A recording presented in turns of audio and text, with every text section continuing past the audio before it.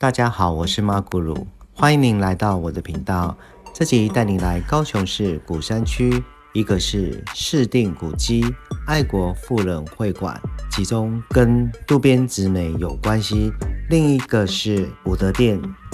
三级古迹。到底这两座古迹有什么特别之处呢？话不多说，那就开始吧。原爱国妇人会馆是一栋红砖墙、方正气派的建筑，1922年完工，原为高雄妇人会妇女团体的聚会场所。后来因为高雄妇人会改为爱国妇人会高雄支部，实施慈善事业与各种社会事业重要场所，也曾经出租给各机关团体举办活动，包括各种演讲、音乐会、画展、港式展览会等，是了解当地高雄居民社会生活样貌的重要依据。战后曾作为红十字育幼院社会福利事业发展，2004年被公告指定为高雄市市定古迹。现在原爱国妇人会馆已修复并对外开放，让我们能够欣赏到这座具有重要历史意义的建筑物。同时在原爱国妇人会馆展览 Miss Perfume 美丽年代，更邀请到台日混血渡边直美参展。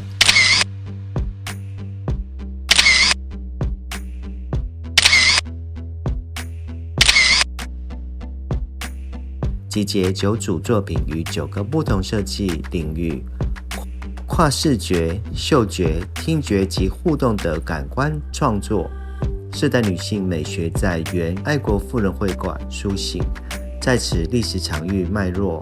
新旧能量得以碰撞扩散，如同 Perfume 所象征的催化意象，催化出无形的美好力量，创造属于自己的美丽年代。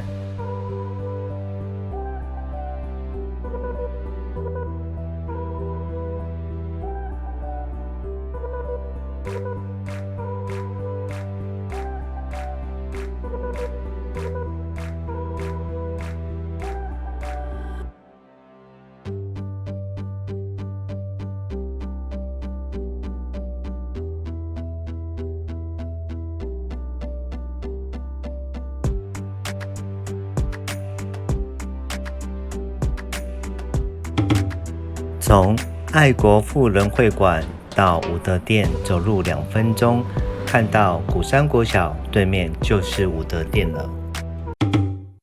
武德殿位在鼓山国小对面，中山大学西子湾3栋左侧，可搭乘高雄捷运橘线至西子湾站下车步行约5分钟就可抵达。武德殿原是为了日本警察、公务员与学生练习武术的场所。台湾的武道文化也是日据时代所导入。高雄武德殿于西元1924年新建完工，由高雄警察署管理直到战后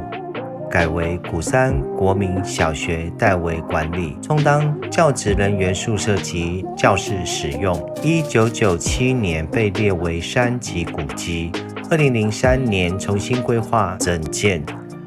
在2004年底完工，于2005年成为高雄第一个非营利古迹委外管理案例，也是当时台湾第一座以原始功能再利用的古迹。武德殿经修复后重新活化，不再只是振兴武德的演武馆，化身为文化交流的新基地，体验高雄历史脉络中的东洋风情。武德殿兴建于日治中期，取名为振武馆，含有振兴武德之含义，提供公务员、警察及学生习武练习的空间。武德殿空间元素结合佛寺、宫殿、神社3类。当时男生必须学习柔道、剑道或相扑，而女生则以射箭为主。所以建筑内部主要分为2大部分，东边为学习剑道区，西边则是学习柔道区，约可容纳100人。墙柱上有剑形及靶形浮雕，隐喻原始传统武艺活动，并加入武术活动所需要的使用机能，形成特有形态。在武德殿入口旁有武德殿的周边商品，如果想要购买的话，要到后面的管理室洽询。在武德殿入口前方有一棵大榕树，是祈愿会马奉纳所。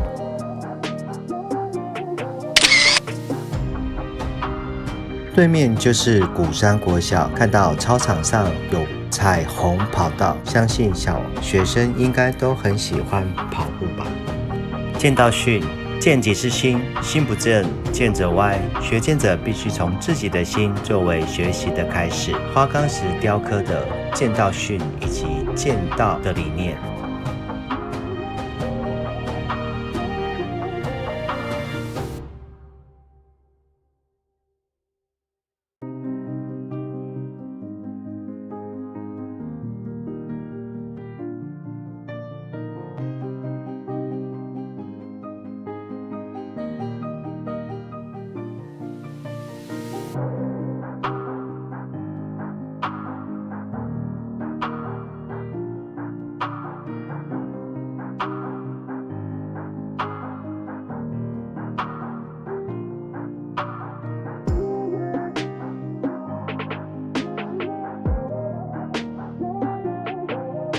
推荐这2个半日游的行程，